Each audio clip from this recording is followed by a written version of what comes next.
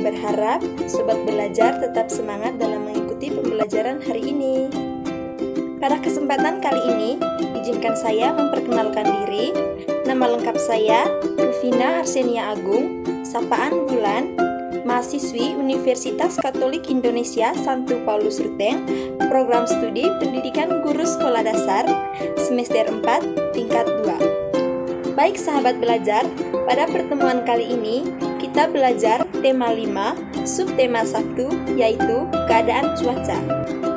Pada pembelajaran kali ini, kita akan membahas KD 7.4, mendeskripsikan proses daur air dan kegiatan manusia yang dapat mempengaruhinya. Adapun tujuan pembelajaran yang akan dicapai pada pembelajaran kali ini. Yang pertama, setelah sahabat rumah belajar mengamati gambar-gambar siklus air, sahabat rumah belajar dapat menjelaskan pengertian siklus air. Yang kedua, setelah sahabat rumah belajar mendengarkan penjelasan, sahabat rumah belajar dapat mampu menjelaskan proses daur air dengan benar. Yang ketiga, setelah sahabat rumah belajar mendengarkan penjelasan, sahabat rumah belajar dapat menjelaskan jenis-jenis siklus air dengan tepat. Baik sobat belajar, mari kita masuk pada materi pembelajaran. Siklus air adalah serangkaian peristiwa berulang yang membuat air di bumi tidak pernah habis dan menyebabkan hujan terjadi. Siklus ini juga secara ilmiah dikenal sebagai siklus hidrologi. Siklus yang terus berulang ini menyebabkan siklus hujan. Secara definisi, siklus ini memiliki proses dari penguapan air yang ada di bumi naik ke atmosfer dan kembali lagi ke bumi. Siklus ini membuat perputaran air yang sering terjadi di alam. Proses alur siklus hujan. Ada 4 jenis siklus hujan. Yang pertama, evaporasi. Yang kedua, kondensasi. Yang ketiga, pengendapan atau presipitasi. Yang keempat, runoff. Dan yang kelima, infiltrasi. Yang pertama, evaporasi. Proses ini merupakan penguapan air yang ada di permukaan bumi, baik daratan atau perairan. Penguapan tersebut terjadi disebabkan oleh adanya suhu panas dari bumi. Uap air selanjutnya akan mengumpul menjadi awan. Ketika suhu semakin panas, maka semakin banyak air yang menguap. Proses yang kedua adalah kondensasi. Urutan proses terjadinya hujan yang kedua yaitu kondensasi. Proses ini terjadi ketika evaporasi naik ke atmosfer kemudian mengembun. Proses ini menyebabkan terbentuknya partikel es. Setelah itu, partikel-partikel tersebut akan mendekat dan membentuk awan. Proses yang berikut yaitu presipitasi.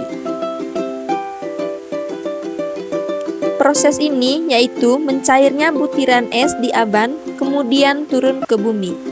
Awan yang sudah terlalu berat tidak lagi bisa menahan air sehingga turunlah hujan.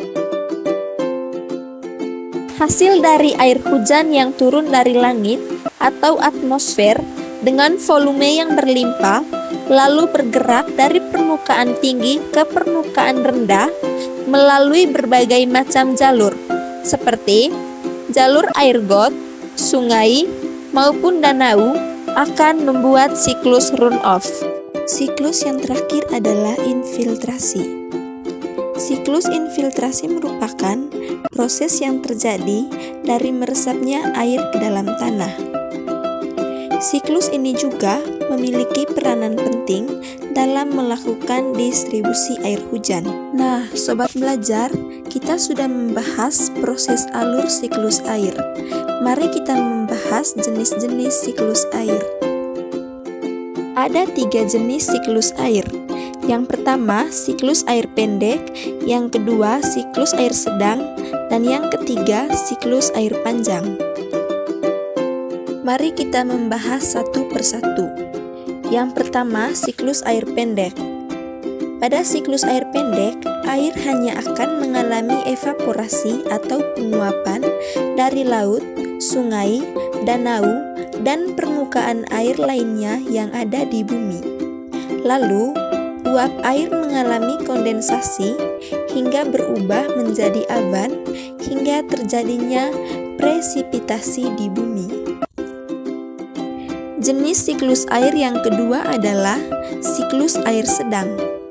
Berbeda dengan siklus air pendek, di siklus air sedang ini tidak terjadi di laut, melainkan terjadi di daratan. Mengalami proses yang sama dari evaporasi menjadi kondensasi dan terjadi presipitasi dan mengalami adveksi atau terjadinya pergeseran awan ke tempat lain karena adanya bantuan angin yang menyebabkan terjadinya runoff sehingga mengalami proses yang berulang terjadi. Jenis siklus air yang ketiga adalah siklus air panjang. Pada siklus ketiga ini, prosesnya hampir sama dengan siklus air pendek dan siklus air sedang. Perbedaannya adalah siklus ini mengalami proses yang cukup panjang. Dari evaporasi hingga kondensasi masih sama prosesnya. Tetapi hujan yang turun bukan air melainkan hujan es. Adveksi menyebabkan pergeseran air hujan ke tempat yang lebih dingin hingga musim berganti setelah terdapat matahari. Salju atau es akan mencair dan mengalir ke permukaan bumi sampai ke laut, lalu terjadi proses ulang di siklusnya. Pada siklus air panjang ini akan terdapat proses sublimasi, yaitu proses adanya perubahan wujud padat menjadi gas.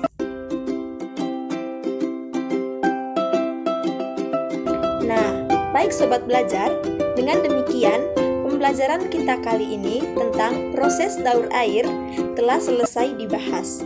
Semoga apa yang dibahas dalam pembelajaran kali ini dapat bermanfaat dan dapat berguna bagi sobat belajar semua.